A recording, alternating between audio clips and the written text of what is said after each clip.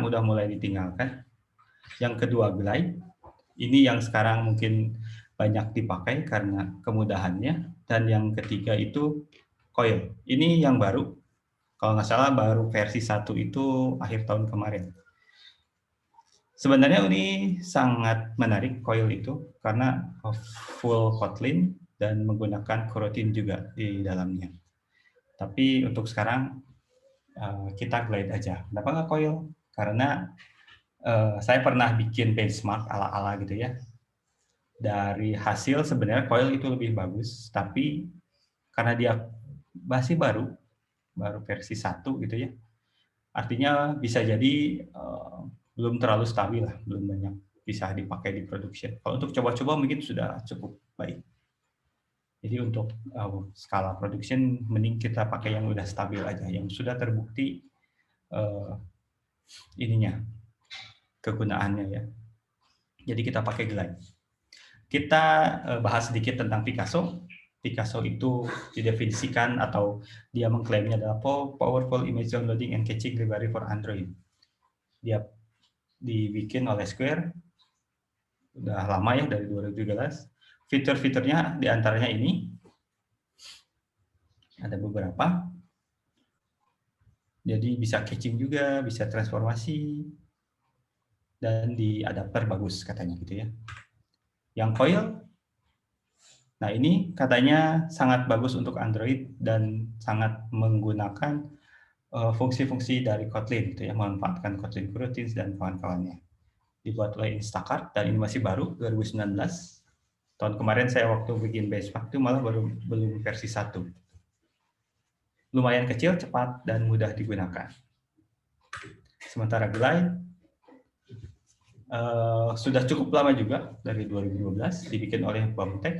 Tapi kalau saya ini udah masuk Google, jadi Glide juga dipakai oleh Google. Beberapa fitur yang cukup menarik itu dia bisa SVG, bisa GIF, video juga bisa gitu ya. Walaupun mungkin harus nambah library tambahan nantinya. Dia juga bisa menambah plugin gitu ya. Untuk menggunakannya cukup gampang, kita masukkan dependensinya. Yang pertama itu glide-nya versi 4.11 sekarang, lalu annotation processor ya di compilernya.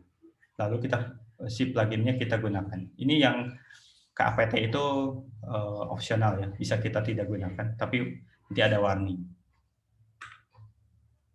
Ini kalau kita pakai annotation processor, kita harus bikin namanya kelas app dengan anotasi glide module yang extend dari app glide module. Kalau kita tidak pakai itu, nanti keluar warning di belakang, di bawah, di logcat gitu ya. File to find bla bla bla. Sebenarnya cuma warning doang, jadi nggak pakai kelas ini juga sebenarnya udah bisa dipakai. Cara menggunakannya tinggal ini kalau udah pakai Glide app ya. Jadi tinggal with konteksnya apa, tinggal load URL-nya apa. Ini nggak harus URL ya. Kalau drawable juga bisa. Bitmap juga bisa. Lalu intonya kemana, si image view-nya di mana, tinggal masukin di situ. Nah, menariknya dengan menggunakan Glide, Picasso juga bisa sebenarnya. Kita bisa nambah placeholder. Jadi placeholder berarti default-nya gitu ya. Jadi misalkan ketika kita loading URL, ketika aplikasi sedang mengakses ininya, ketika masih proses gitu ya, kita bisa ada placeholder-nya dulu gitu. Jadi nggak kosong-kosong aman. Dan ketika dia tidak berhasil meload gambar, kita bisa mengeluarkan error secara otomatis. Jadi nggak ada if else lagi di sini. Tinggal kita pasang placeholder-nya apa, default-nya nanti ini, lalu kita pasang error untuk jaga-jaga ketika network-nya error atau image-nya nggak ketemu. Ininya sama. Gampang kan ya? Contohnya,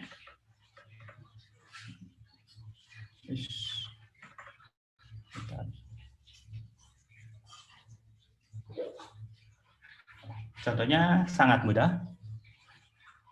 Saya punya aplikasi gini aja. Ini kelihatan ya? Kelihatan, Kak. Ini ketika kita klik button si load image, kalau ininya kosong, dia akan mengambil data dari URL ini, GitHub user content yang itu. Kalau kita klik, nah, dia nampil ini. Kalau misalkan kita mau nampilin apa, http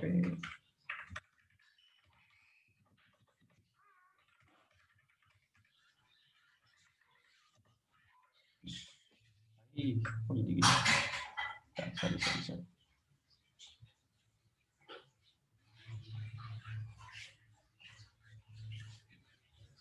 Kenapa nih? Oh, emulatornya error.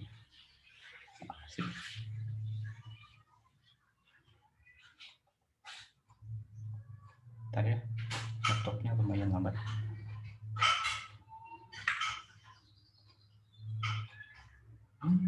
Kok jadi gini?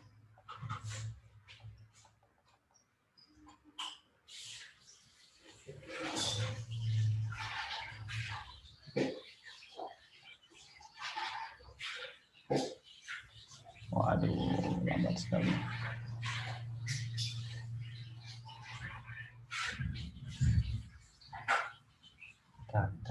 Sorry, kesalahan teknis.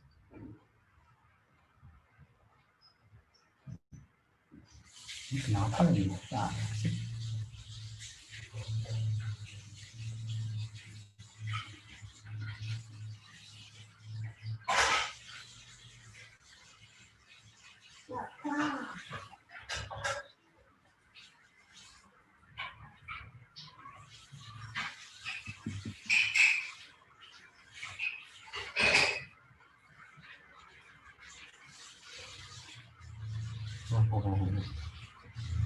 Nah, error.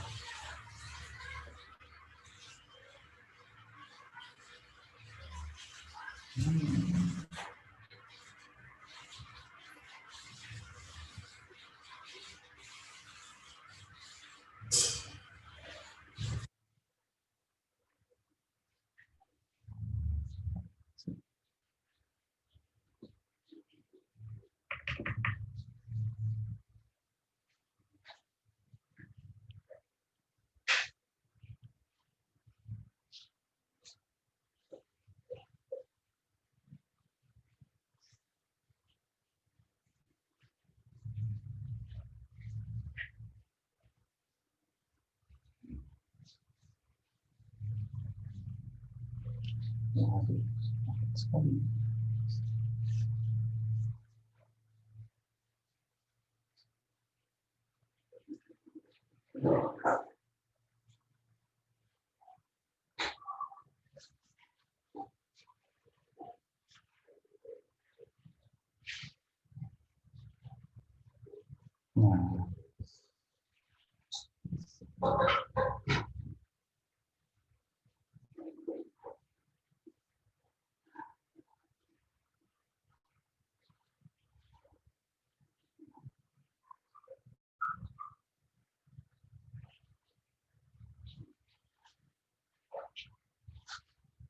Bentar ya, dilambat dulu.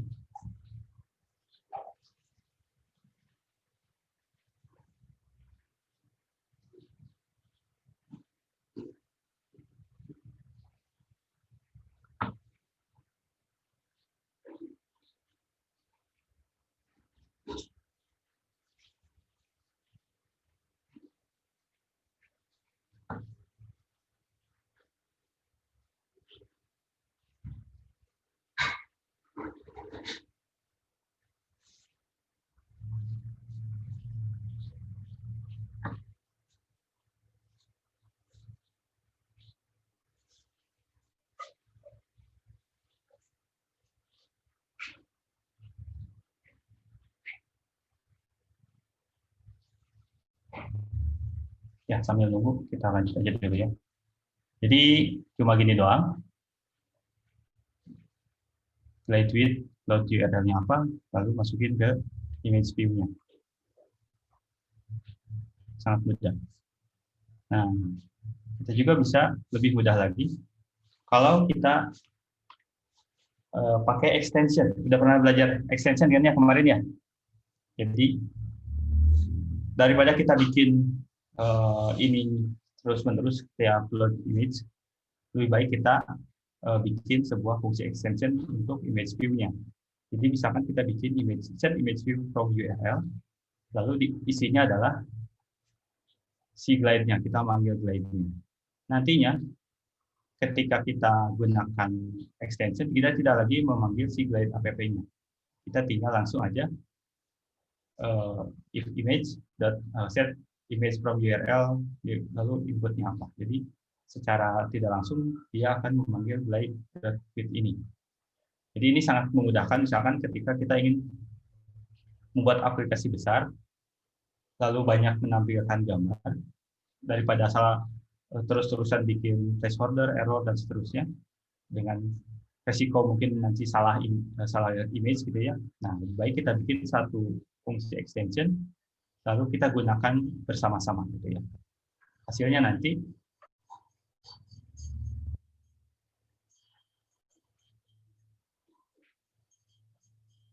seperti ini. Jadi kita panggil fungsinya dari si image view-nya. Nah, ini salah satu keunggulan Kotlin-nya, kita bisa bikin fungsi untuk image view sendiri gitu ya. Isinya nanti di sini. Kita bikin file extension, isinya nanti image apa gitu. Misalkan kita mau menampilkan image dari base64 gitu ya. Kita bisa juga tinggal bikin aja extensionnya apa, lalu kita masukkan ke sini. Jadi kita tidak lagi perlu bikin glide banyak-banyak. Ini juga salah satu kegunaannya, misalkan kita ingin ganti glide dengan coil gitu ya. Ya daripada kita ganti semua, tinggal ganti aja di fungsi extensionnya. Nanti semua yang manggil ini sudah otomatis ganti library. Tidak lagi pakai glide di sini. Begitu? Ada yang bertanyakan nggak tentang glide? Mudah kan ya?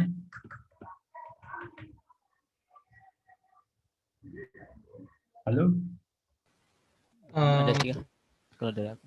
Itu jadi glide tuh dia kita nggak perlu bikin kelas baru lagi ya Kak? Untuk glide paling bikin ini doang. Ya. Oh. Ini jadi, supaya warningnya nggak keluar. Ini bisa bikin sih, misalnya di sini kita mau nge-override apa gitu ya. Kok nggak ada? Nah.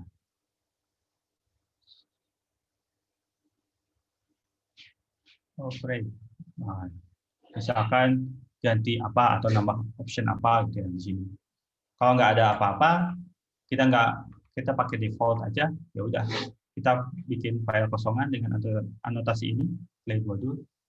Tujuannya supaya nggak ada warning aja sih. Di sininya nggak ada warning apa-apa gitu ya. Tapi ininya tinggal ganti jadi glide apa, nggak lagi jadi glide. Bisa gini. Ya. Seperti itu. Oke Kak, makasih Kak. Oke, ada yang bertanyakan lagi? Kalau tidak ada, tadinya ada Kotlabs ya. Kotlabs-nya itu bikin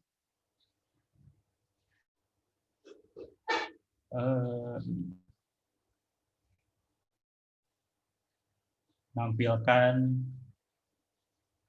list popular movie dari the movie database. Cuma kan waktunya terbatas. Mungkin silakan pelajari aja sendiri ya. Nanti ada yang mau ditanyakan, tinggal kontak saya aja atau nama juga boleh. Begitu. Gimana, nggak ada yang tanyakan? Terlalu mudah. Mungkin udah cukup jelas Kak untuk materi yang ini. Oke, kalau gitu saya cukupkan aja. Kalau nanti reponya saya di-share aja ya nanti di sana. Termasuk Kotlabnya juga langsung buat belajar. Kalau begitu, terima kasih. Silakan Prama, mau dilanjut? Mohon maaf, minta waktunya setengah jam tadi. Ya, Oke, siap. Makasih Kak. Makasih Kak. Ntar share screen dulu ya.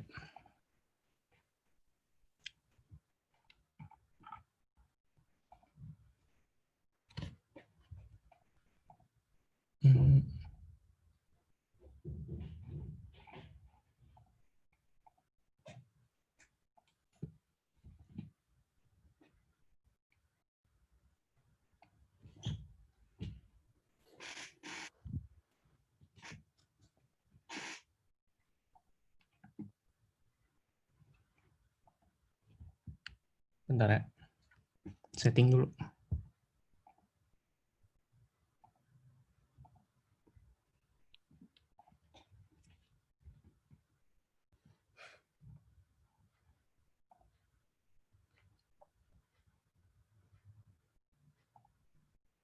Kelihatan nggak?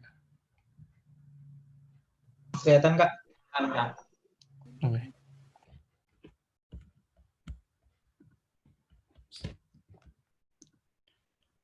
Slide-nya kelihatan? Kelihatan.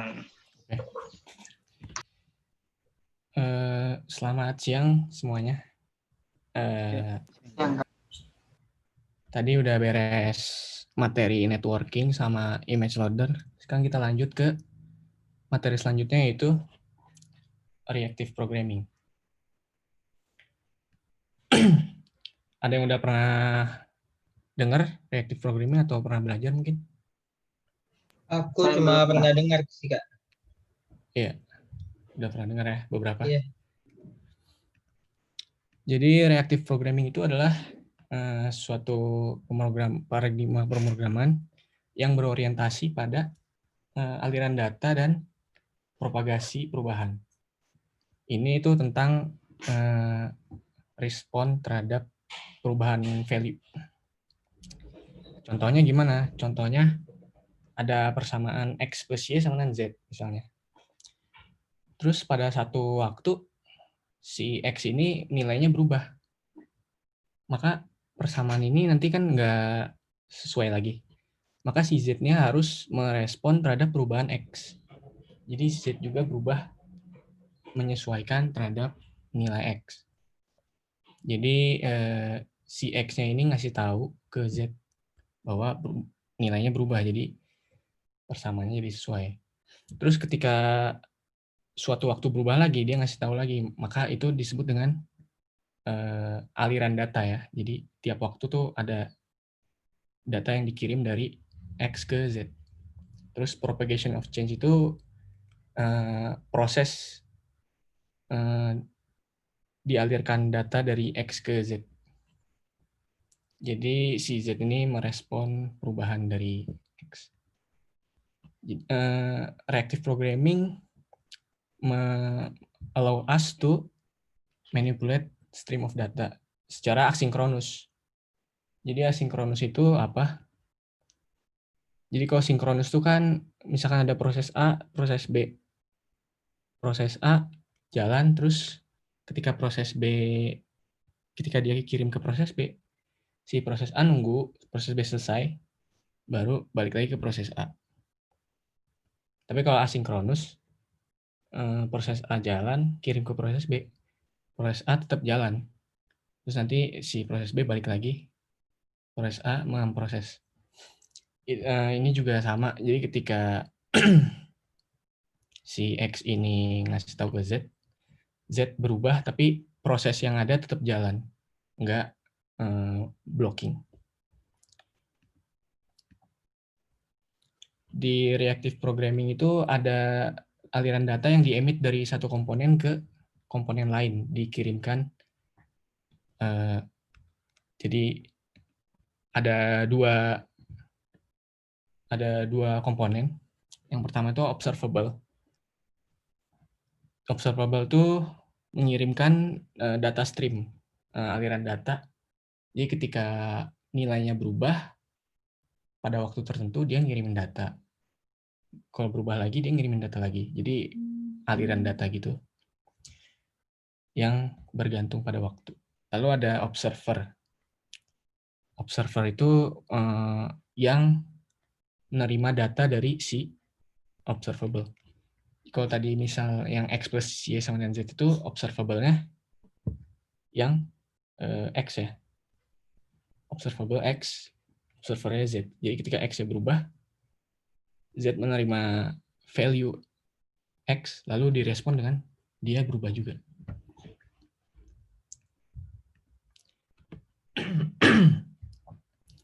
Misalkan ada objek X, lalu objek X ini, lalu ada 4 objek lainnya, A, B, C, D.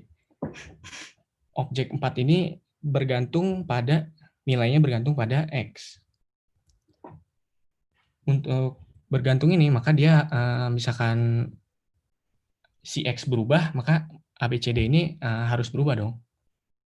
Jadi dia untuk merubah nilainya, dia harus nanya ke X misalkan. Dia nanya, udah berubah atau belum? Belum. Kalau belum, dia nggak berubah. Nah, instead of dia nanya-nanya kayak gitu, dia kan capek kalau nanya terus. Mending kita pakai yang namanya observer pattern. Jadi si observable atau X ini, dia menyimpan observer-observer yang observe dia. Terus ketika dia nilainya berubah, dia kirimin data ke semua observer. Jadi semuanya mendapatkan data dari observable. Jadi observable, jadi sistemnya tuh observer subscribe ke observable.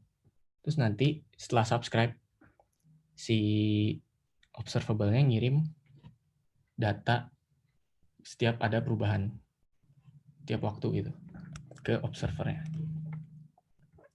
Konsepnya kayak gitu. Nah, di Android ini kita bisa pakai reactive programming dengan pakai library namanya RxJava. RxJava. Jadi Rx itu singkatan dari Reactive Extension. Ini library yang mengikuti prinsip reactive programming dengan melakukan asynchronous dan event-based program. Intinya dia pakai observer pattern tadi di Android. Jadi ada dua objek utama sebenarnya, observable sama observer. Di observer ini kita ada event-event tertentu, ada 4 yang utama, ada on subscribe, on next, on error, sama on complete.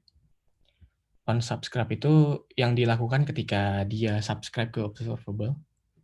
Lalu on next itu ketika dia dapat data dari observable. On error ketika observable ngirimin error ke observer. Lalu on complete ketika aliran datanya sudah complete.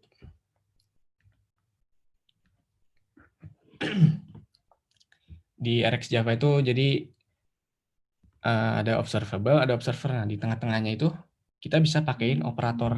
Jadi diibaratkan kalau observable itu speaker, lalu dia ngirimin data ke observer.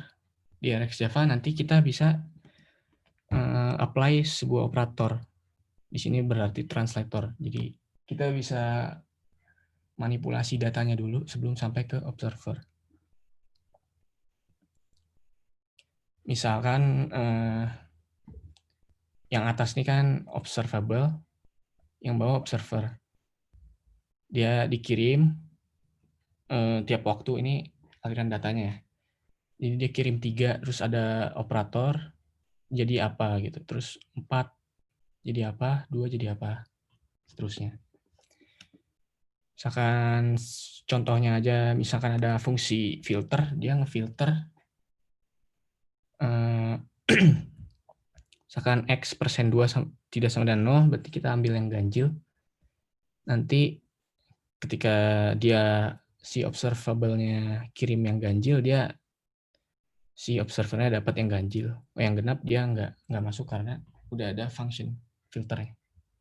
Ini salah satu contohnya.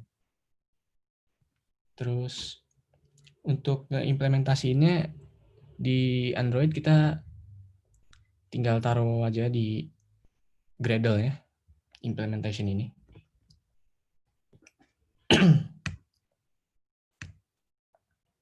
Ini struktur kode RxJava tuh kalau di Android tuh gini ya.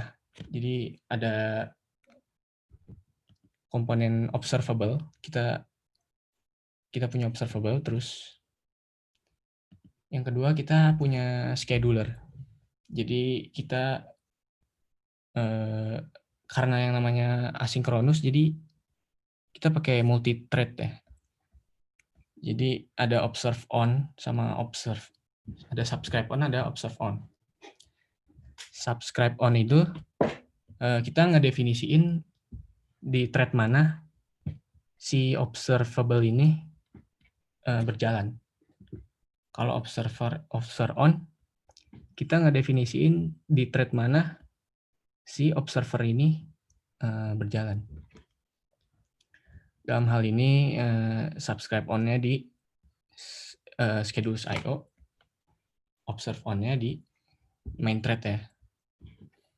Terus yang bawah observernya. Jadi .subscribe kita masukin observernya, objeknya.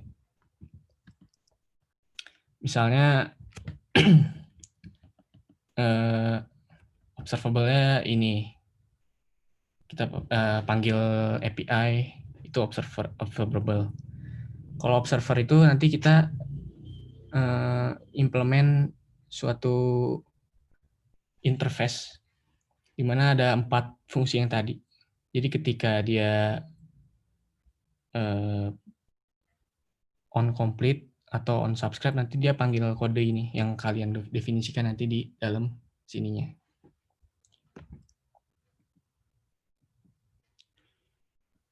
Terus jadi ikatan di antara observable sama observer itu dinamakan disposable ya, nama kelasnya di RxJava.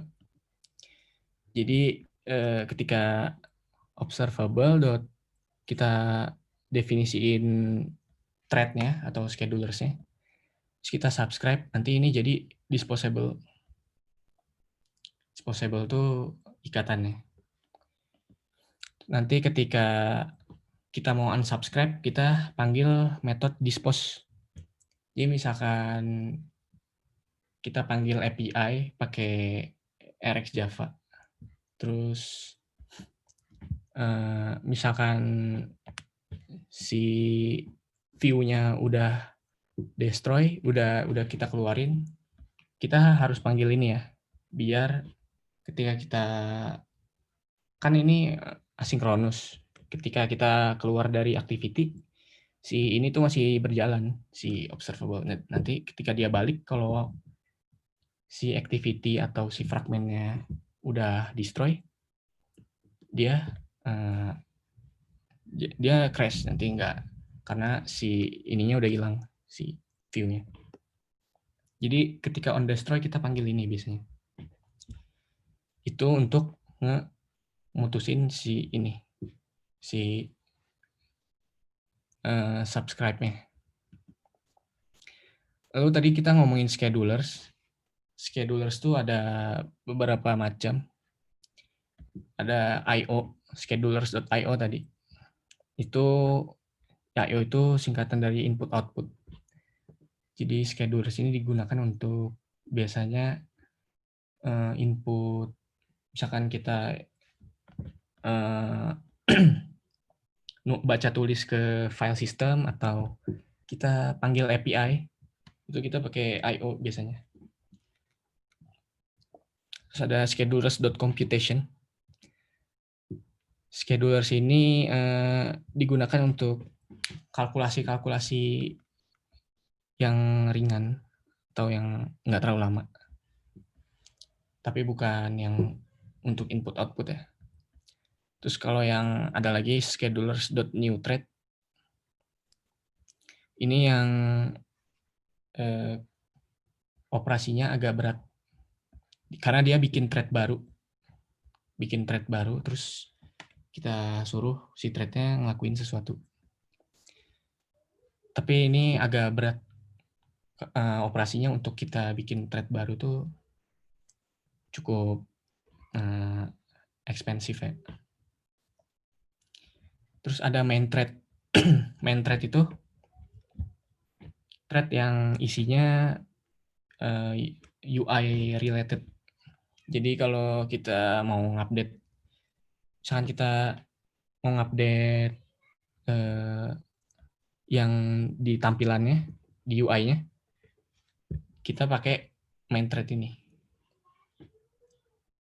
kayak ngubah text view atau nampilin ke recycler view itu pakai main thread.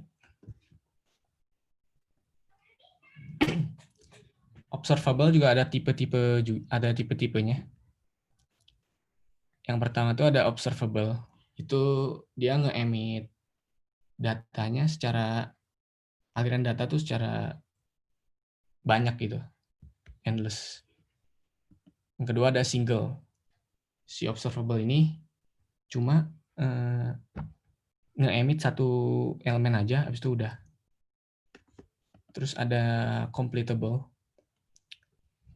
Completable itu dia nggak ada elemen yang di-emit, tapi dia cuma ada complete apa enggak gitu. Complete atau error. Kalau maybe dia gabungan dari completable sama single. Dia antara nge-emit satu elemen atau langsung complete aja.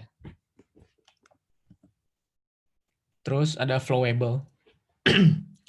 Flowable tuh kayak observable, cuman dia khusus untuk nge-handle aliran data yang banyak, yang mungkin 1 detiknya bisa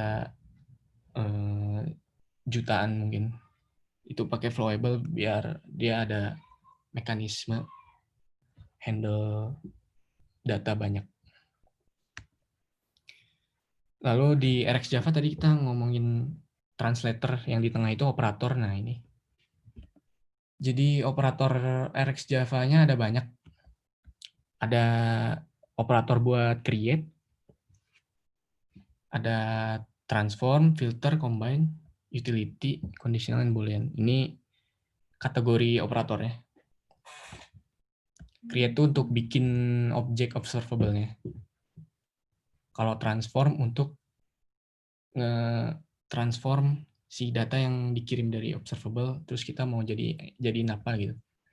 Kalau filter kita ngambil beberapa data, lalu kita saring yang biar yang didapetin observer tuh yang kita inginkan.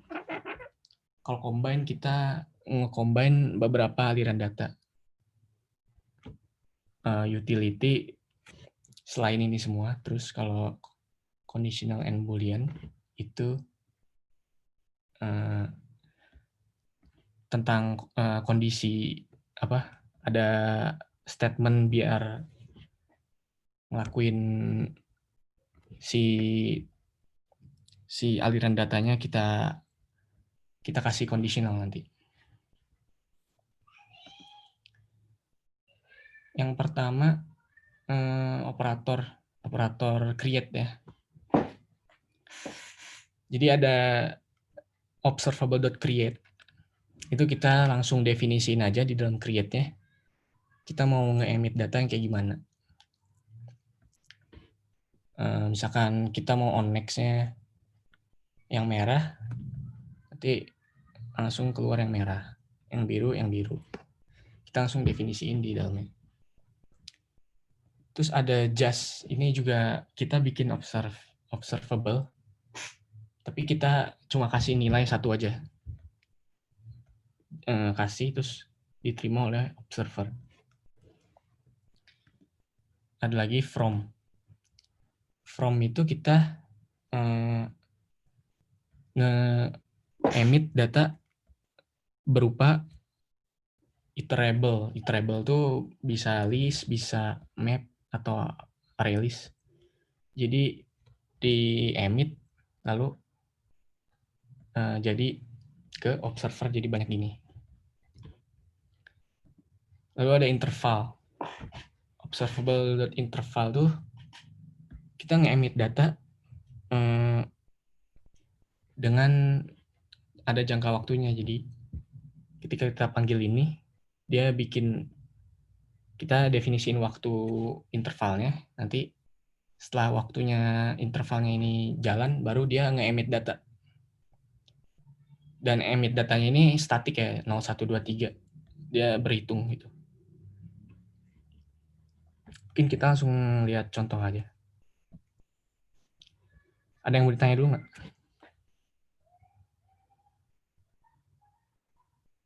Kak, mau tanya yang jenis-jenis stream tadi, yang ada endlessly dan lain-lain itu. Nah, ini. Ya bedanya yang flowable sama yang observable itu kan dia sama-sama endlessly gitu ya. Apa bedanya sih Kak? Maksudnya back pressure itu gimana? Jadi flowable tuh kalau kita dapat misalkan data stream dari mana gitu, terus kalau misalkan si datanya misalkan 1 detiknya itu ada banyak banget tuh, pokoknya masif banget kayak 1 juta data per detik gitu. Si observable ini nggak bisa ngehandle, nanti dia dapat exception memory error gitu. Tapi kalau flowable dia didesain untuk menerima aliran datanya yang banyak itu, dia udah ada algoritma back pressure-nya gitu. Jadi ini tapi jarang sih biasanya. Biasanya yang sering ini, tapi ini untuk case kalau si data stream-nya itu banyak.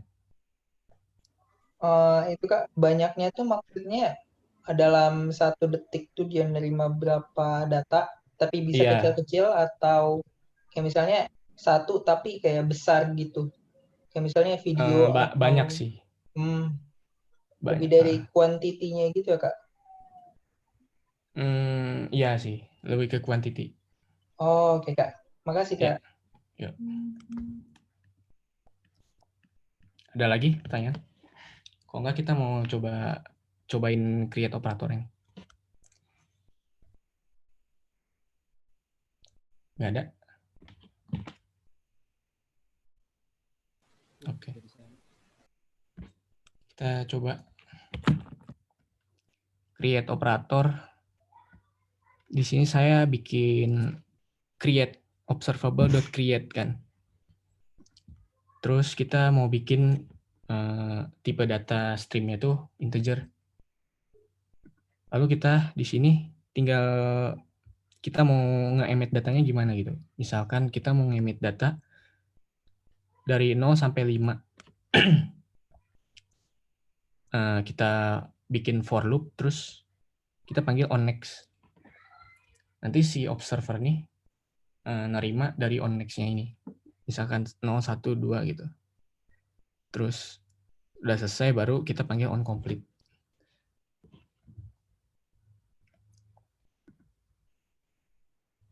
Coba kita run dulu. Bentar.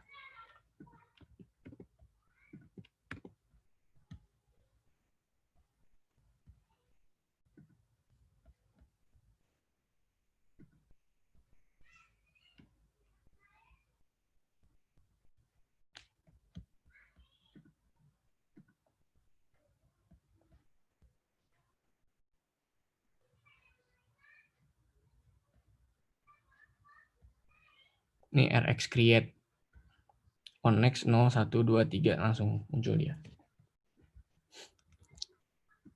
Ini create operator kan. Mungkin kita coba yang interval deh ya.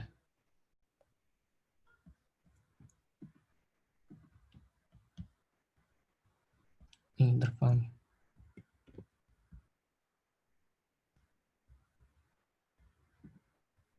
Jadi kita observable.interval, kita kasih periodnya 2, terus kita definisiin si waktunya itu detik. Jadi 2 detik. Tiap 2 detik dia nge-emit data. Nge-emit data ya. Kita coba. Di sini subscribe-nya di schedulers.io. Observe-nya di main thread. Kalau di main thread tuh khusus main thread, dia bukan schedulers tapi Android schedulers.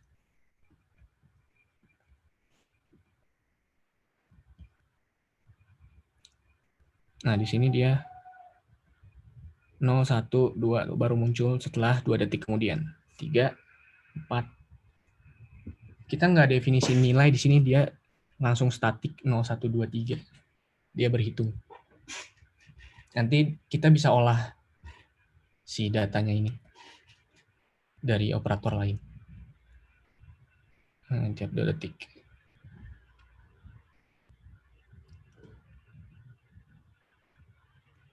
Kalau just observable just kita bikin nilai aja apapun. Observable just apa? Just 1 juga bisa. Kita cuma ngasih 1 nilai doang. Sebenarnya bisa banyak sih. 2, 3, 4. Tapi maksimal 10. Kalau lebih dari 10 kita pakai yang from aja, yang from. Kita dari array masukin ke situ. From array.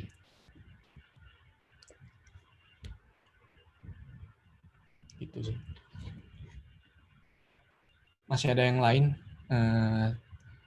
operatornya. Nanti kalian lihat di dokumentasi aja untuk lengkap. Ini kode contohnya. Terus ada operator transform. Yang pertama tuh ada buffer. Buffer tuh ketika kita si observable kirim data, kita tentuin buffernya berapa. Kan buffernya 3. Terus dia nunggu 3 item masuk, baru dia kirim. Terus 3 item lagi masuk, baru dia kirim. Kalau masih 2, dia nggak bakal kirim ke observer. Terus kalau kita pasang buffernya 1, berarti 1 kirim, 2 berarti tiap 2 gitu. Dalam bentuk list nanti dia kirim. Kalau map, kita misalkan kita ngedefinisiin fungsi di mana ketika si observable ini masuk ke fungsi itu, terus kita terusin lagi, nanti dia berubah sesuai map yang kita definisiin. Misalkan 1, 2, 3. Kita pakai in map di mana dikali 10 X-nya itu. Jadi ntar 10, 20, 30. Gitu kalau map. Ada lagi flat map. Flat map itu kita ngubah si observable, si data observable-nya ini, setiap datanya itu kita ubah jadi observable lagi. Jadi kita kirim sebagai stream juga. Dan itu di-execute-nya secara asynchronous. Jadi misalkan merah ini, terus kita bikin observable. Jadi kan aliran data, jadi bisa lebih dari 1 tuh. Jadi ada kotak 2 tuh. Terus ada hijau, kotak hijau ada 2. Ini kotak biru ada 2. Ini keterurutannya nggak dijaga ya, soalnya ini kita panggil observable di dalam flat map ini dia asinkronus. Jadi bisa aja hijau duluan di sini. Kalau ini tetap teratur. Ini biasanya kalau misalkan kita panggil API pakai React Java, terus dari API itu kita mau panggil API lagi, kita bisa pakai flat map. Jadi kita panggil observable lagi. Baru nanti responnya didapat oleh observer. Ada lagi group by. Group by itu misahin data-datanya sesuai yang kita inginkan. Misalkan kita maunya yang bulat, terus nanti dimasukin ke observer ya. Nanti ada mappingannya. Dikirim ada beberapa, ada 2 atau ada 3 gitu. Jadi yang segitiga kita bisa ambil, udah dipisahin sama fungsinya. Mungkin kita coba transform.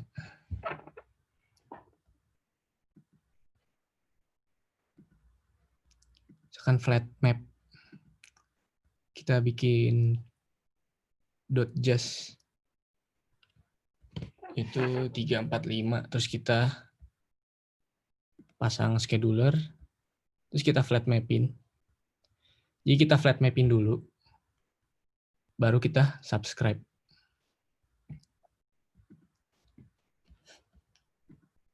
Sama juga kalau map.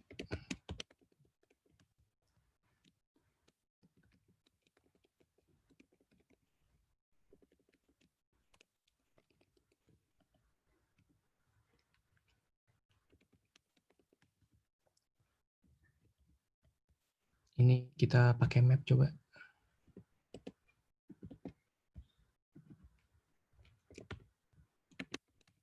Jadi sebelum subscribe kita panggil map.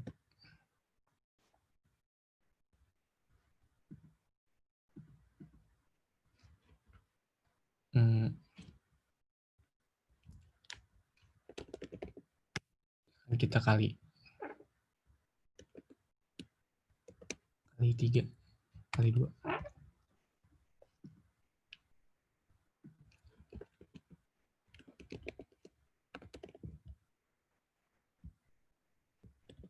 Nanti di observernya sesuai si map ininya.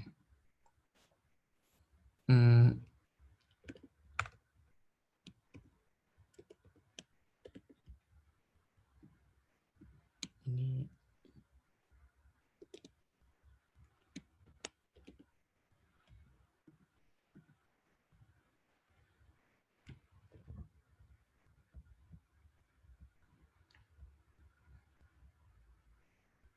coba kita panggil.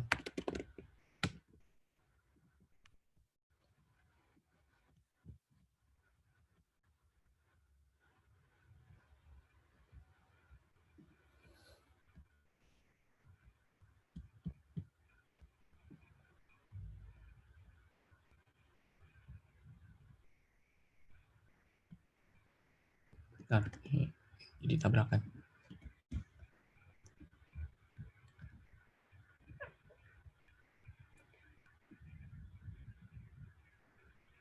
Ini flat map.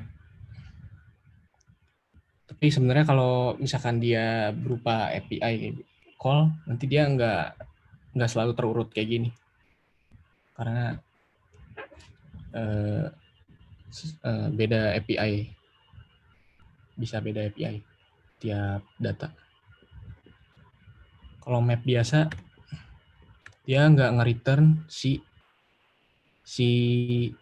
nggak nge-return observable, jadi dia keterurutan datanya udah pasti gitu.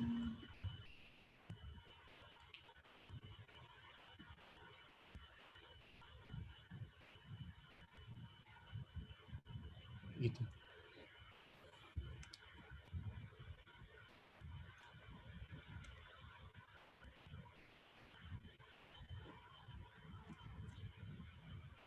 Oke. Nanti kalian coba sendiri yang lainnya. Ada yang lainnya juga sih operator. Ada switch map, on cap map, scan. Kalian bisa baca nanti di dokumentasi RX Java. Ada filter operator, debounce. Debounce itu ada empat macam debounce. Yang pertama ada throttle first. Jadi throttle first itu ketika ada data yang masuk, terus dia ada waktu di mana dia nggak nerima dulu data dari observable. Misalkan waktunya sekian detik kita definisiin. Nanti ketika ini kuning masuk, ketika masih ada di interval ini, si hijau masuk, dia nggak ditangkap oleh observer. Baru setelah waktunya habis, kita masukin, dia masuk lagi. Terus ada juga throttle last. Throttle last itu kalau dia kan masuknya di awal, jadi dia masuk terus dia diterima observer dulu, baru dia ada waktunya. Kalau ini dia waktunya dia masuknya di akhir, jadi waktunya dulu, terus kita kalau data masuk, nah yang terakhir dia baru di emit. masuk, terus dia di-emit gitu. Masuk. Ini dihitungnya dari si setelah si observer nerima data terakhir. Misalkan ini masuk, terus dihitung tuh dia 2 detik kemudian, misalkan 2 detik, nanti kita lihat yang terakhir di-emit tuh siapa, terus masuk ke observer.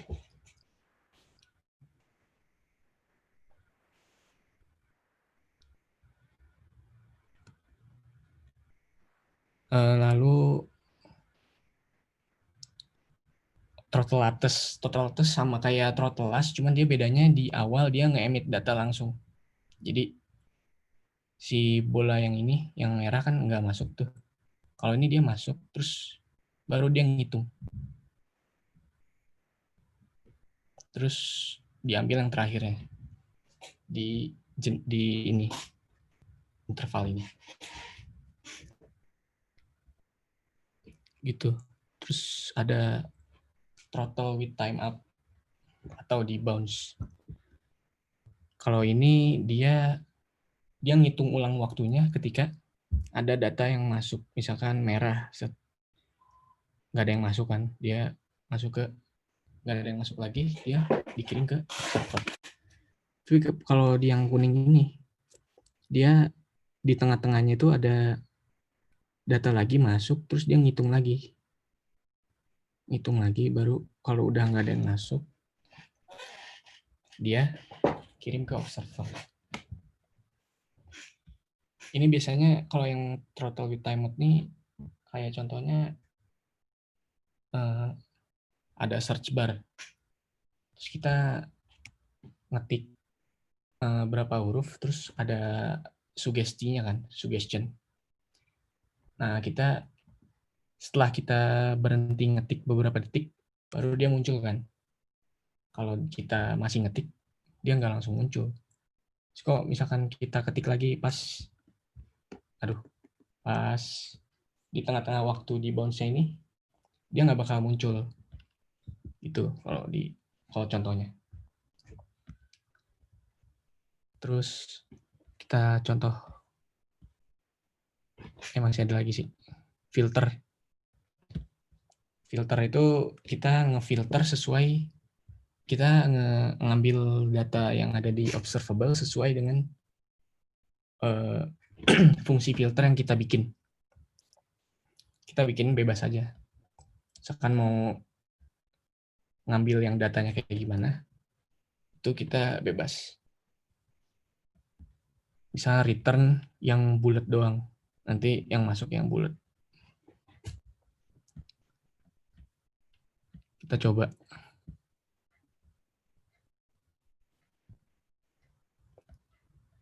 Filter.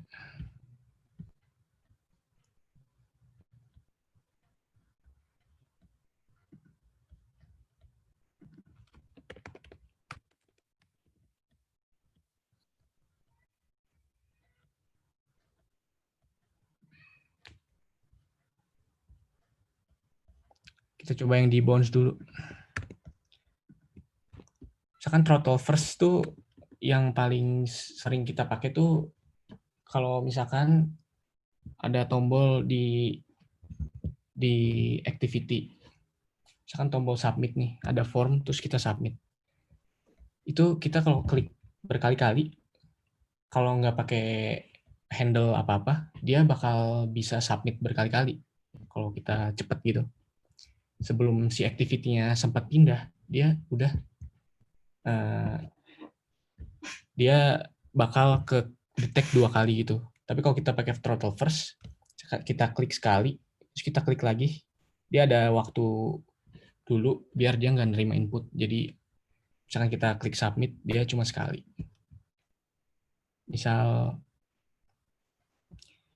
di bounce nih, kita observable kita sekarang sebagai button. Jadi ketika kita klik, dia masuk.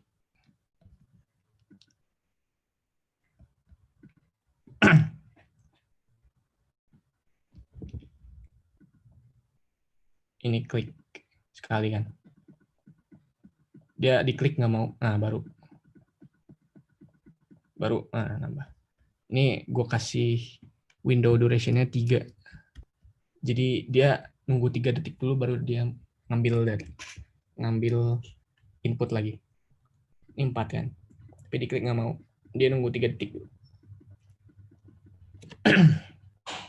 Kalau misalkan nggak pakai ini, terus misalkan ada submit form nih, nanti bisa-bisa kalau diklik nih 2 kali cepet gini, dia ke panggil API-nya 2 kali kan bahaya. Jadi kita pakai ini aja biar di handle.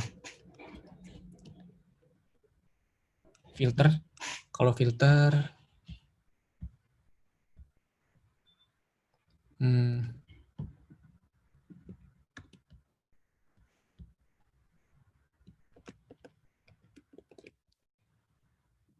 misalkan kita bikin observable.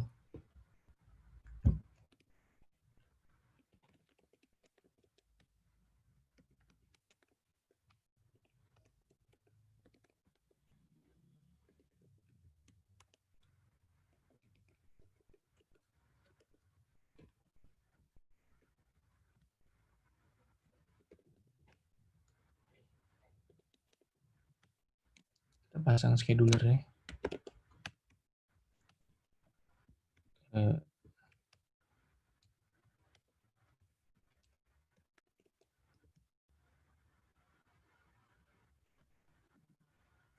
Scheduler.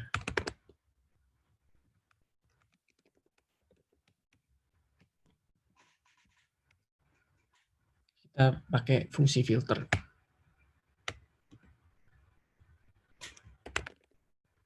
Kita return filter, terus kita yang kita mau gimana gitu. Misalkan kita maunya yang lebih besar dari 3. Nah, kita tulis it lebih besar dari 3. Terus subscribe. Terus kita definisiin di sini observer-nya. Misalkan ngelog.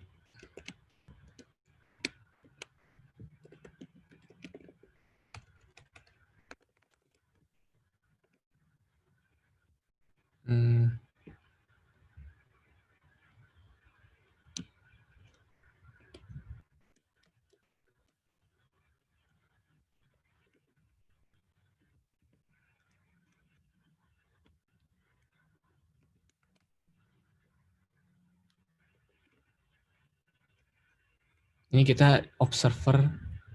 Jadi yang pertama ini on next. Yang kedua on error. Jadi ketika on next dia nge-log ini. Tapi kalau error dia melakukan ini. Kita coba.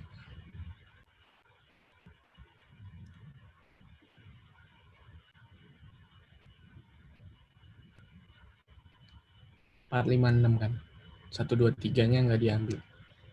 Di filter jadi. Ada operator lainnya. Masih banyak. Ada distinct, elemen add, dan lain-lain. Ini example code-nya. Tadi.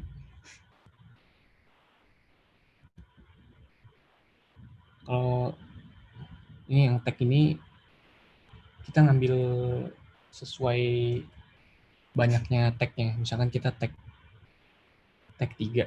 Kita ngambil 3 pertama. Sisanya nggak diambil.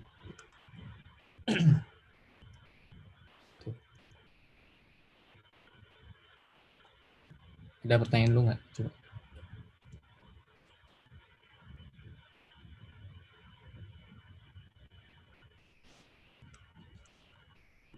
Aku belum begitu kebayang sih Kak, tapi mungkin secara konsep udah dapat, paling gimana cara bikin kodenya aja biar itu work.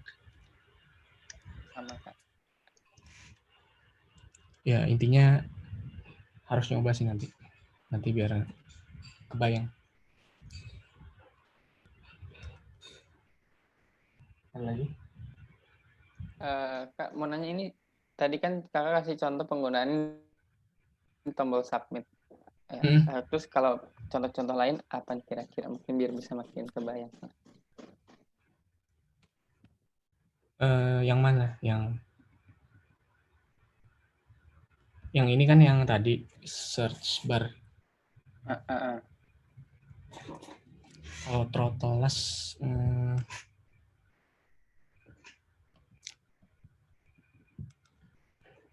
use case-nya ya?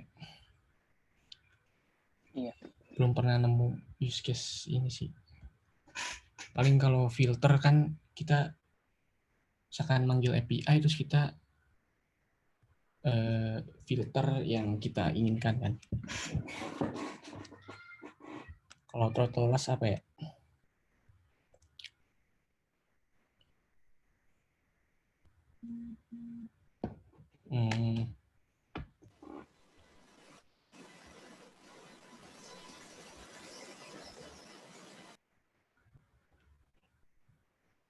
Belum pernah ini sih, belum pernah nemu sih kalau throttles. Mungkin nanti kalian bisa cari-cari contohnya.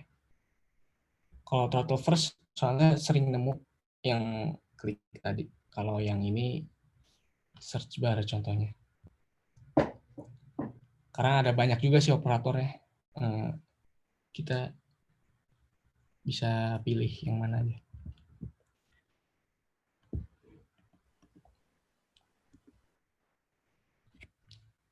Oke, kita lanjut ya. Sekarang selanjutnya tuh ada combine operator. Combine operator tuh dia nge-combine, ngegabungin beberapa, 2 atau lebih observable. Yang pertama tuh ada merge.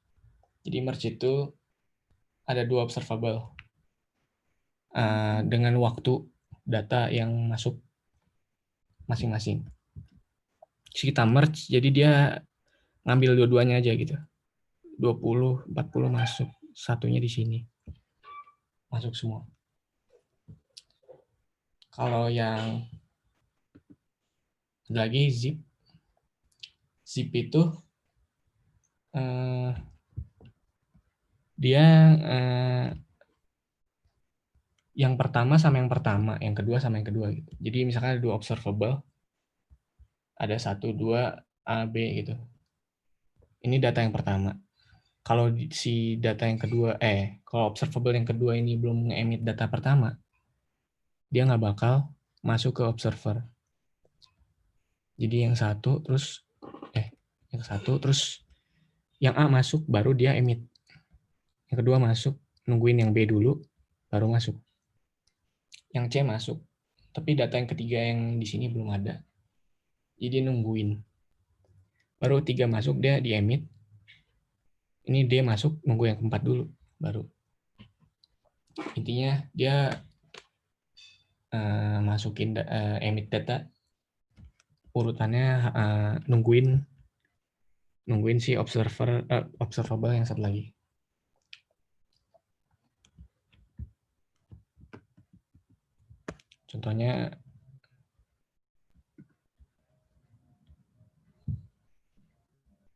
Contohnya combine operator nih.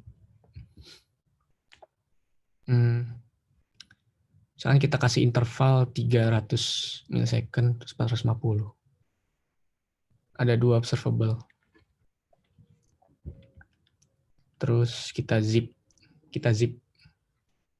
Jadi kalau misalkan ada perbedaan waktu, kita si observable yang satu bakal nunggu.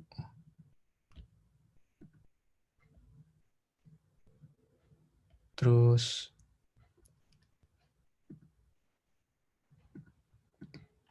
kita coba ya. Combine operator.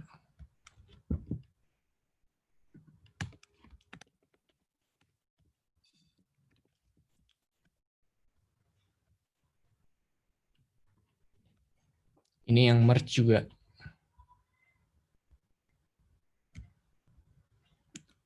Kalau yang merge dia langsung masuk tanpa nungguin.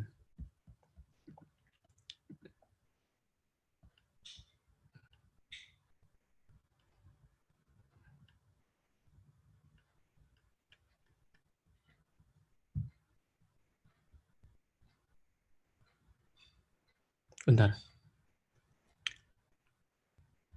Nggak muncul ya? Oh, ini ada.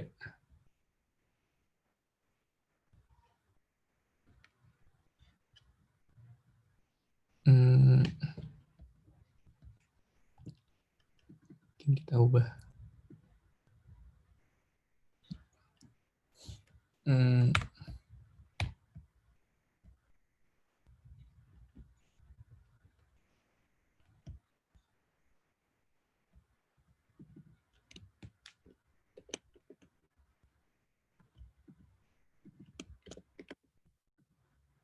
Jadi dia ngegabungin dua integer, dua long, dijadiin zip, jadiin pair. Nanti di subscribe-nya, di observer-nya kita dapat pair long. Jadi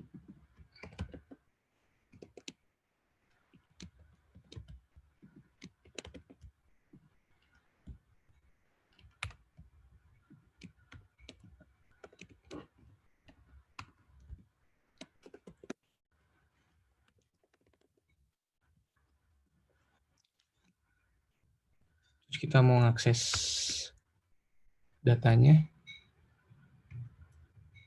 tinggal ya kita ambil first atau kita ambil yang second.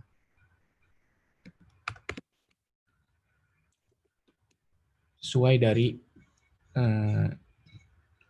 fungsi pair yang kita definisiin tadi di sini. Jadi observable 1, 2, terus itu kita bikin kayak gini fungsi buat nge-pairin dua-duanya.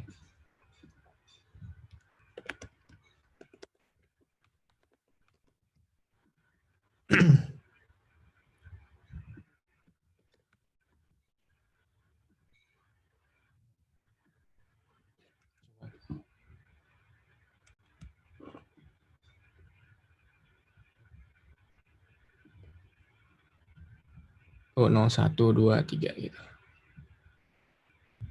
Padahal dia intervalnya beda kan, tapi bareng dia maksudnya. Ini biasanya dipakainya kalau kita mau manggil dua API, tapi kita mau ngupdate UI-nya tuh barengan. Jadi daripada kita panggil API 1 terus loading, terus kita update terus masih loading, loadingnya 2 kali nanti kalau nggak pakai zip. Jadi lebih baik kita pakai zip aja. Gitu. Kalau yang merge,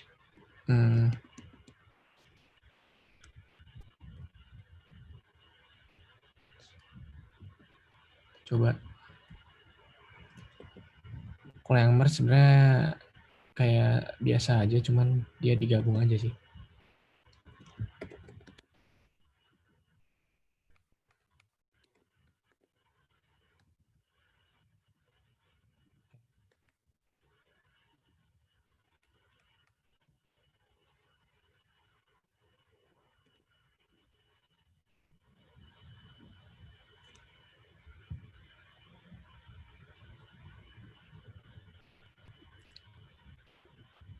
Tuh 01 gitu.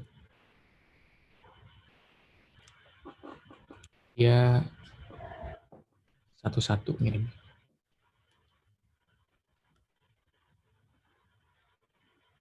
Ini masih ada yang lainnya. Ada join, combine letters, switch on next. Utility operators. Selanjutnya ada utility operator. Yang pertama ada delay. Dia nge-delay sebelum masukin ke observer. Misalkan kita delay-nya berapa detik. Nanti si datanya masuk baru setelah beberapa detik. Terus yang lainnya masuk lagi. Kalau timeout, dia pada setelah jangka waktu tertentu, kalau nggak ada data yang masuk lagi, dia bakal kirim on error. kalau dalam jangka waktu ini ada yang masuk, dia nggak bakal on error. Setelah on error ini, ketika ada yang masuk lagi, udah dia nggak bakal masuk. Terus ada subscribe on sama observe on. Ini yang kita tadi kita definisiin si thread yang kita gunain di yang thread yang tempat di mana observer sama observable-nya. Kita coba.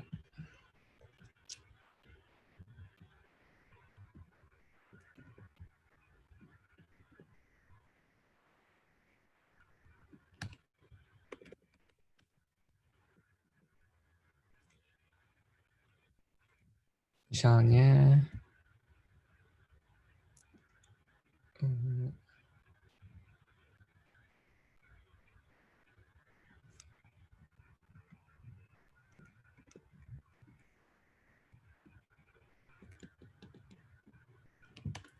kita mau delay atau timeout deh.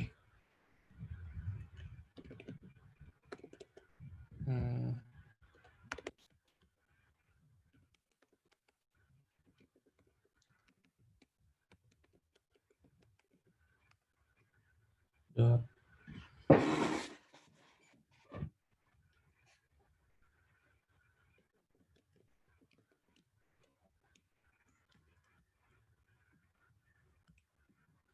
observable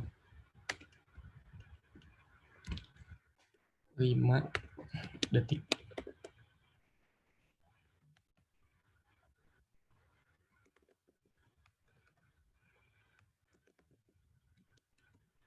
Kita pasang schedulers-nya.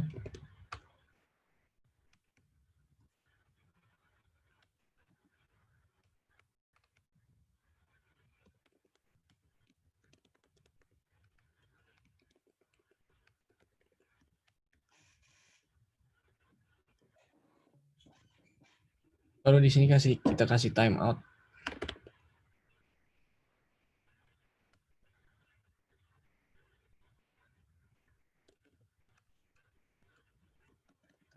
Timeout 3 detik.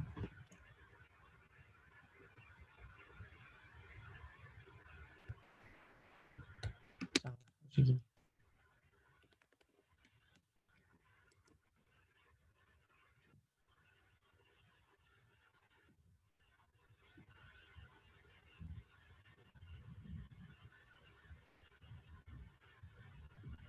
Terus kita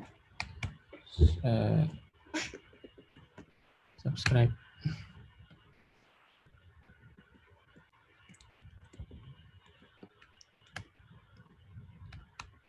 Kita definisiin on next-nya sama on error.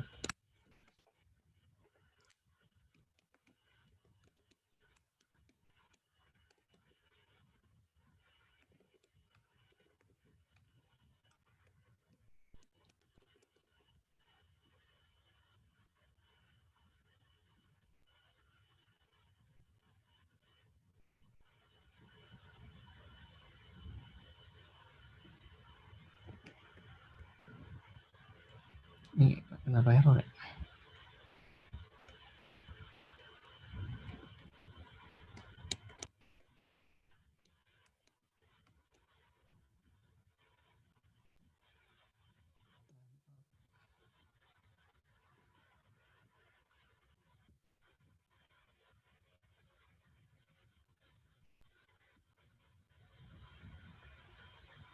Dot.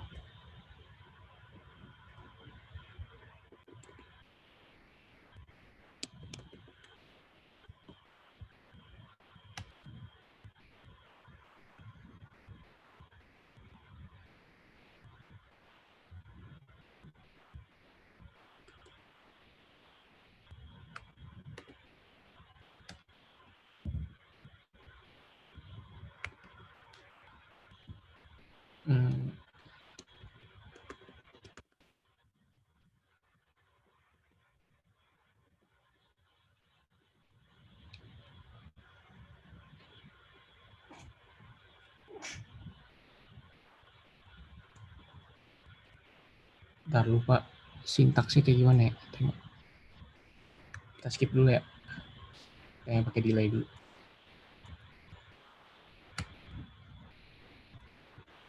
Kita pakai yang delay dulu.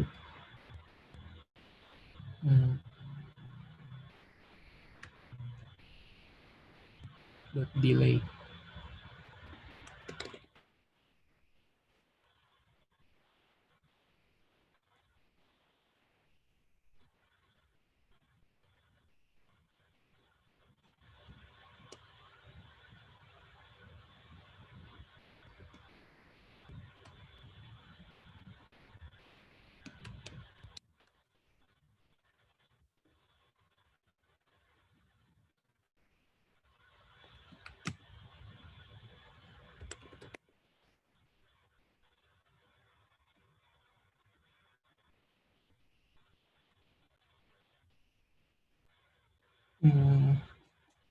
Ini sama delay sama timeout. Kita cobain subscribe on sama ini dulu deh. Misalkan kita bikin observable 1 sampai 5. Terus kita map, terus kita subscribe on-nya di sini gitu. Do on next. Misalkan kita coba subscribe on-nya di atas ya. Terus kita nggak pakai observe on. Kita lihat.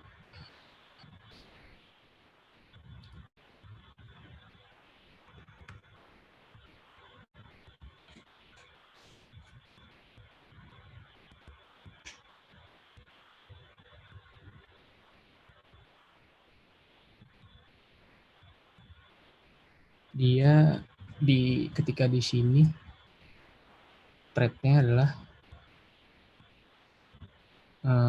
sesuai yang kita definisiin subscribe on.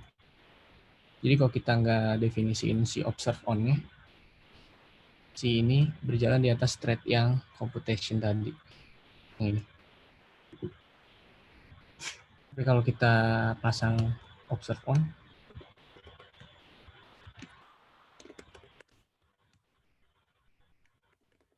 ini. Terus di sini kita ganti lagi thread-nya.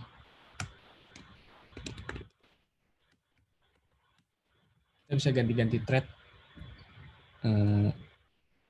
sesuai ini do on next atau di bawahnya itu tergantung terhadap observe on-nya.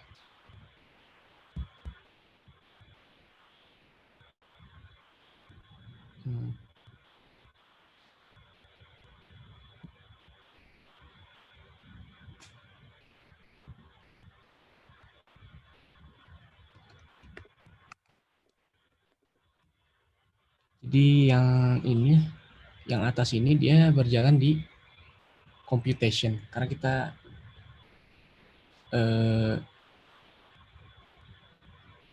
bentar. Jadi yang bawah ini dia berjalan di main thread. Kalau yang ini dia di IO. Jadi kita observe on itu yang bawahnya bakal di thread yang itu. Misalkan kita ini hapus, nanti si ini berjalan di main thread juga. Jadi observe on-nya bisa kita ganti-ganti. Tapi kalau subscribe on, dia cuma bisa sekali doang.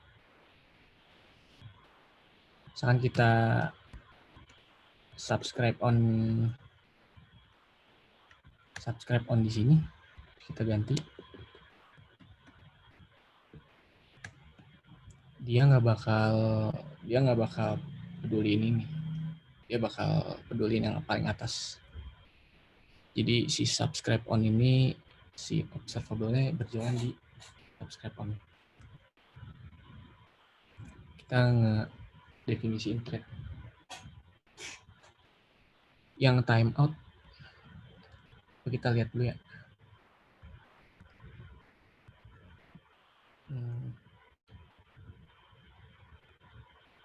Timeout tuh. Tadi utility.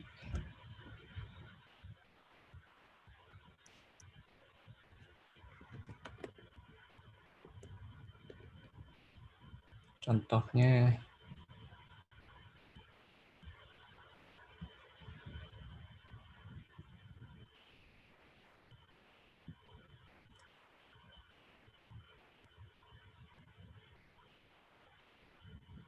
nggak ada juga di sini. Oh, ini ada.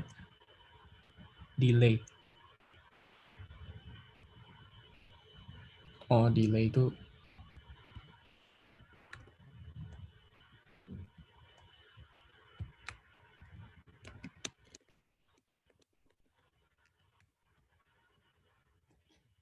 delay gini aja sih.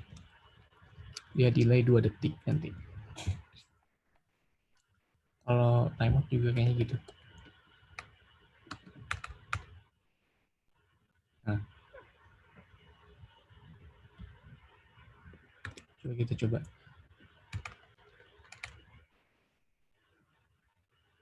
Jadi dia intervalnya 5, tapi timeoutnya 2. Kita lihat dia masuk ke mana.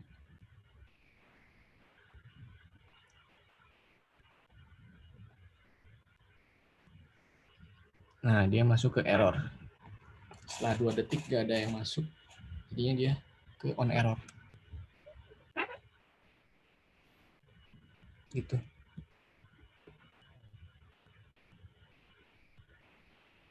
Terus ada lagi operator do. Do ini do on next, ada do on complete, ada do on subscribe, do on each. Ini do-nya itu bukan di yang do yang di dalam, bukan on next yang di dalam subs, yang di dalam observer. Jadi kita bisa panggil on next yang di antara fungsi ini. Nanti ada on next lagi di dalam si subs di observernya. Beda itu. Kalau ini kayak fungsi antara. Jadi dia on next dulu sebelum map. Terus kita bisa on next lagi.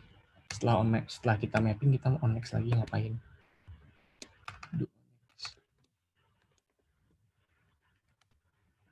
Terus map lagi bisa, do on next lagi bisa, terus saja. Baru terakhirnya masuk ke observer.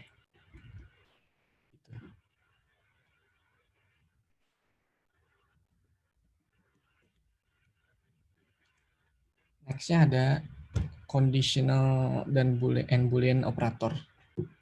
Ini kayak isinya cuman kondisi yang melihat si berdasarkan observable-nya. Misalkan all, kita pakai all. Terus di dalam all ini kita definisiin X itu kurang dari 10. Jadi kita bertanya apakah si observable ini datanya semuanya kurang dari 10 apa enggak. Kurang dari 10 maka di on complete ini nanti dia dapat true. Cuma ngasih true doang. Ada lagi sequence equal. Sequence equal ini bandingin 2 observable. Terus kalau misalkan urut ininya sama, urutannya 1, 2, 3, 4, 5, bawah juga 1, 2, 3, 4, 5, dia return true. Lagi tag until. Tag until ini kita ambil si observable 1 sampai si observable 2 ini nge-emit data. Jadi kalau si observable 2 ini nge-emit data di sini, observernya ngambil sampai sini aja, habis itu on complete di sini. Ada juga tag while. Tag while itu ambil ketika kita bikin kondisi. Ketika apa? Ketika misalkan datanya tidak sama dengan yang hijau. Selama data yang nggak sama dengan hijau, kita ambil terus. Ini ambil, terus ketika yang hijau, dia incomplete. Ini nggak keambil. Jadi ada tag until sama tag while. Beda. Kalau yang tag until dia 2 observable. Berdasarkan observable 2 dia berhentinya. Kalau yang ini kita bikin kondisi sendiri. Ada lagi yang lain. Ini ada skip until, ada skip while. Itu sama kayak tag tadi. Cuman dia skip. Kebalikannya dia skip sampai ada observable masuk, baru dia ngambil. Kalau ini kan ngambil dulu. Ada skip while juga. Ya. Mungkin kita coba. Kita coba yang tag until ya.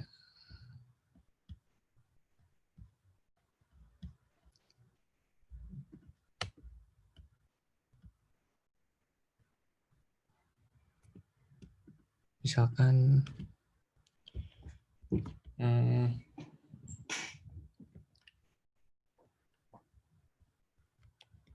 2, 3 interval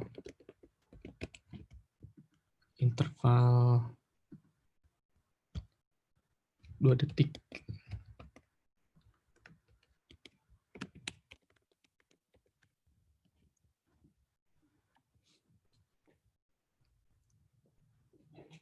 Interval 2 detik. Terus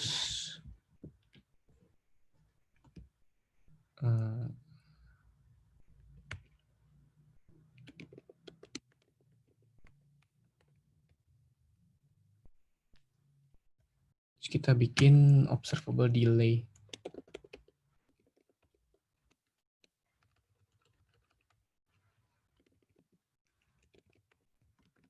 Kita ambil sampai si delay, observable delay ini datang.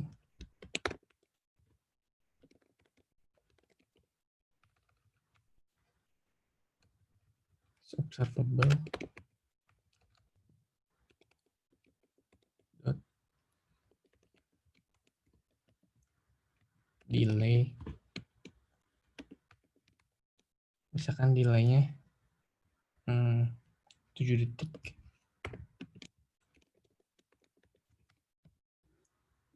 Di sini kita tag until, masukin delay-nya.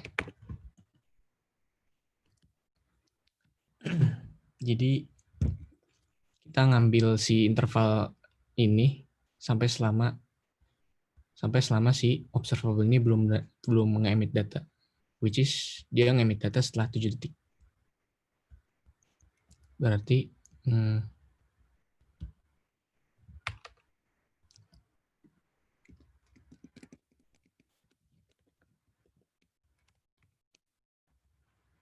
coba kalau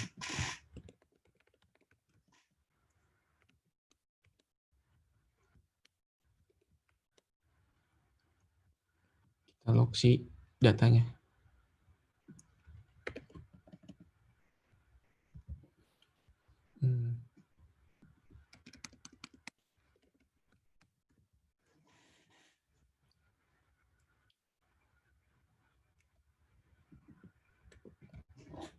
Kita panggil di atas.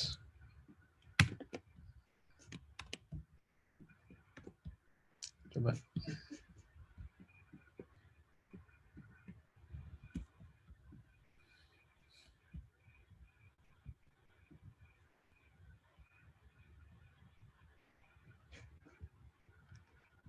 Nol, 1, 2.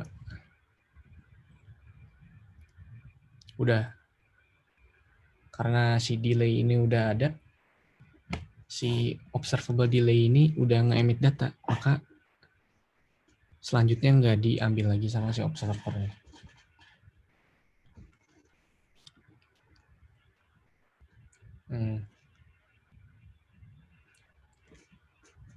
Kalau tag while,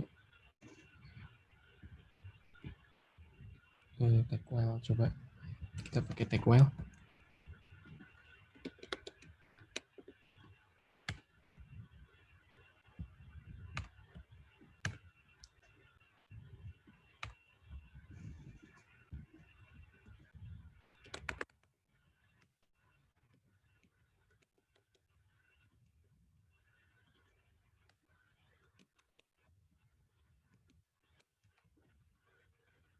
while it-nya kurang dari 7.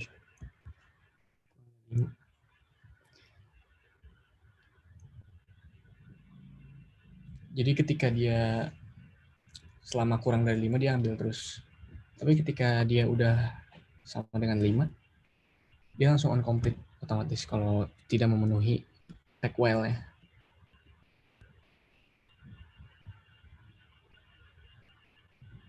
Yang 1. Kan selama dia kurang dari 5 dia ambil. Nah baru 5 nggak diambil. Sama si observer-nya.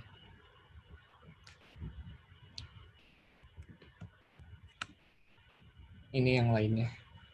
Untuk yang conditionalnya. Ada contain, skip. Skip until sama skip while. Sama kayak ini, konsepnya cuma dia skip. Bukan tag, bukan ngambil, tapi dia nggak ngambil. Terus ada lagi yang namanya subject. Jadi subject ini adalah objek yang bisa sebagai observable sekaligus observer. Jadi kalau observer kan biasanya dia nggak bisa jadi observable juga. Tapi kalau subject itu dia bisa jadi dua-duanya. Ada macam-macamnya. Yang pertama ada publish subject. Publish subject itu ketika ada yang subscribe, dia nggak emit.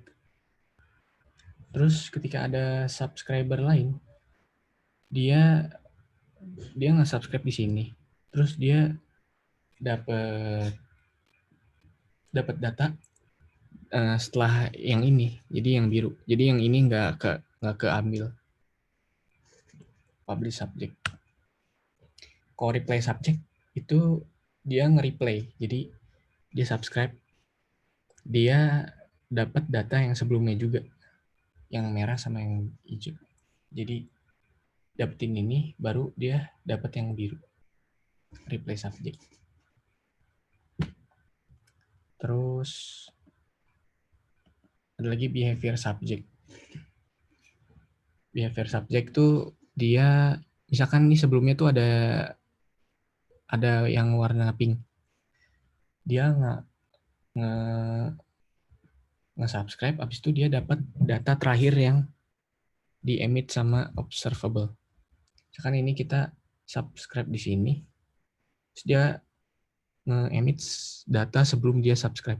Yang paling terakhir tuh yang hijau, berarti dia dapat yang hijau, baru yang biru. Itu kalau behavior subject. Terus ada async subject. Dia cuma dapat data terakhir sebelum on complete. Misalkan merah, hijau, biru.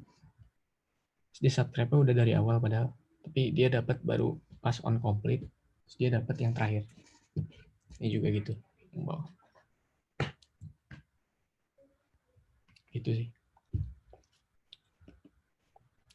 Oke. Ada yang mau ditanyain dulu? Mungkin. Saya masih bingung tadi soal konsep yang subjek. Boleh tolong diulang sekali lagi mungkin? Jadi subjek itu bisa sebagai observable sama observer. Jadi misalkan dia nge-observe suatu observable, dia sekaligus nge-emit data juga. Jadi kayak semacam perantara gitu. Jadi ada observer yang nge-observe dia. Terus dia nge-observe sebuah observable. Jadi subjek itu sebagai perantaranya. Misalkan si observer kita nggak mau mengganggu si observable ini dengan operasi-operasi yang tadi, karena bisa mempengaruhi observer lain. Makanya kita butuh mungkin pakai perantara, yaitu subjek. Jadi dia nerusin data gitu. Intinya dia sebagai perantara aja, jadi dia bisa observer sama observable. Nah, kalau yang di behavior nih Kak, contohnya yang hijau ini ceritanya dia gimana? Yang hijau, yang ini. Ya itu. Behavior itu dia ketika ada observer yang subscribe si subjek ini, si subjek yang behavior subjek ini, dia kan kalau yang publish tadi dia nge-subscribe di sini terus dia ya udah nerusin aliran datanya aja, dia nggak dapat yang terakhir. Tapi kalau yang behavior dia subscribe di sini karena dia yang terakhir itu ada data yang hijau, yang sebelum dia subscribe itu yang hijau, maka dia dapat data yang hijau, baru dia dapat aliran data selanjutnya gitu. Oke. Cuma beda behaviornya aja, tiap ini subjek ada macam-macam soalnya. Jadi itu secara nggak langsung si behavior subject ini dia jadi filter buat si baris ketiga ya, ambil data dari baris kedua. Karena yang secara nggak langsung si behavior subject ini kayak semacam filter buat ini yang thread ketiga buat dapetin data dari thread kedua ini, kan? Iya, gitu bukan konsepnya. Si behavior subject tuh apa? Jadi kayak filternya. Filter enggak filter sih sebenarnya. Cuman pada saat si ini subscribe, karena kebetulan dia subscribe di sini aja, jadi dia dapat data terakhir sebelum dia subscribe. Kebetulan aja, bukan untuk filter sih.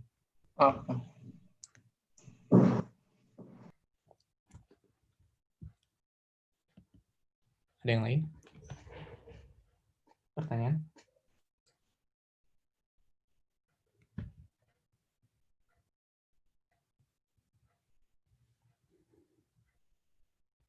Nggak ada?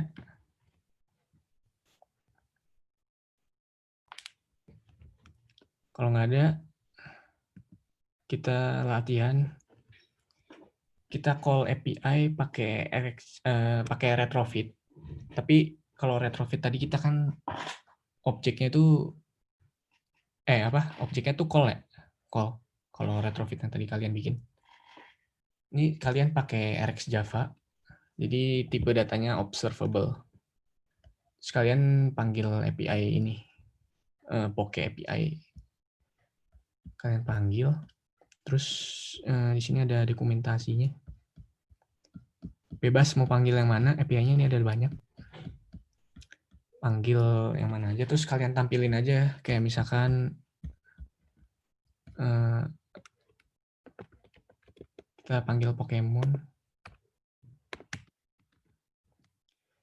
API di sini.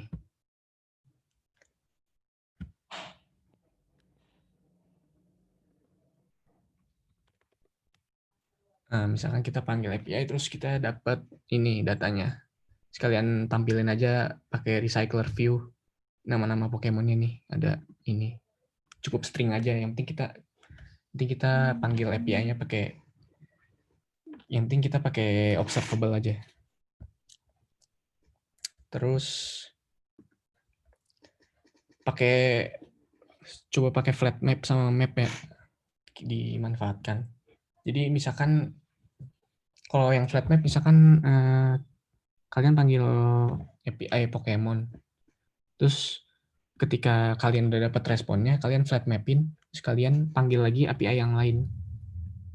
Jadi di flat mapnya kalian panggil API, baru nanti di observernya kalian dapat API kedua yang kalian panggil. Terus kalian pakai map, bebas mau nge-mapin kayak gimana, yang penting kalian cobain. Terus kalian pakai zip. Jadi kalian panggil 2 API sekaligus dari dokumentasi tadi, bebas yang mana. Terus kalian dapetin responnya barengan pakai zip. Terus kalian coba merge juga. Terus yang terakhir kalian polling ya. Coba polling API. Polling API itu ada yang tahu polling API apa? API polling. Saya belum tahu sih, Pak. Yang Jadi lain API mungkin polling, ada. yang lain mungkin Belum tahu, Kak. belum tahu. Jadi API polling itu kita panggil panggil satu API terus-terusan selama ada interval waktunya. Jadi kalau misalkan di real life-nya misalkan kita payment nih, kita bayar. Terus si back-end-nya belum tahu, belum ngerespon kalau pembayaran kita sukses. Jadi kita panggil API terus, nanya apakah ini udah sukses apa belum. Nanya terus selama ada intervalnya. Sampai akhirnya dia, oh udah sukses, si back-end-nya udah bilang sukses, baru kita stop panggil API-nya. Jadi kayak kita terus-terusan panggil gitu selama beberapa detik. Misalkan setiap 5 detik kita panggil sampai ada waktunya. Mungkin 20 detik baru berhenti gitu. Kalian coba panggil satu API terus-terusan gitu. Pakai operator yang tadi udah dijelasin, kita manfaatkan yang mana. Gitu. Jadi kalian panggil dulu sekali, habis itu misalkan 3 detik kemudian atau 5 detik kemudian kalian panggil lagi, 5 detik kemudian kalian panggil lagi, 5 detik kemudian kalian panggil lagi. Terus sampai 20 detik lah, baru berhenti. Ngerti? Konsepnya paham kita. Konsepnya nggak paham ya. Kalian manfaatkan dengan RX Java tadi ya, yang ada operator-operator tadi. Jadi kalian tampilin pakai recycler view aja ya itunya, yang responnya ini. Cukup ya string aja lah tulis di situ. Yang intinya kalian paham pakai operator-operator ini. Silakan dicoba ya. Saya kasih waktu sampai 4:30 aja ya, 1,5 jam, lumayan tuh.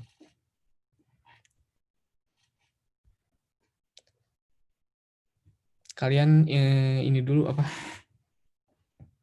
Import si library-nya, library RX Java-nya di Gradle tadi.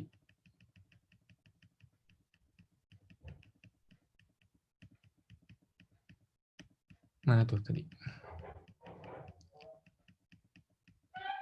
Nah ini.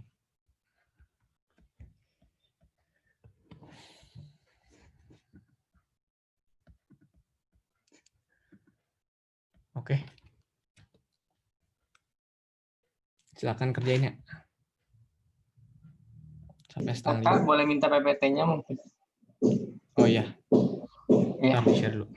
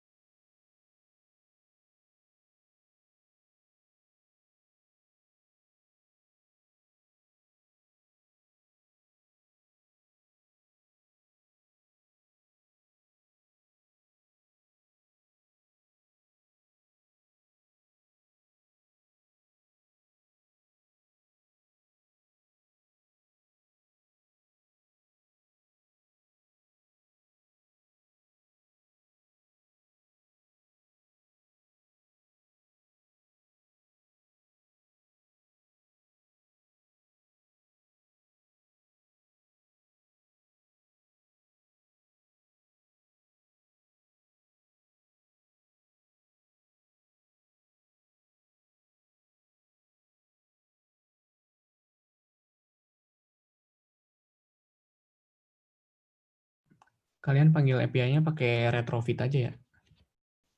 Biar gampang. Baik, Kak.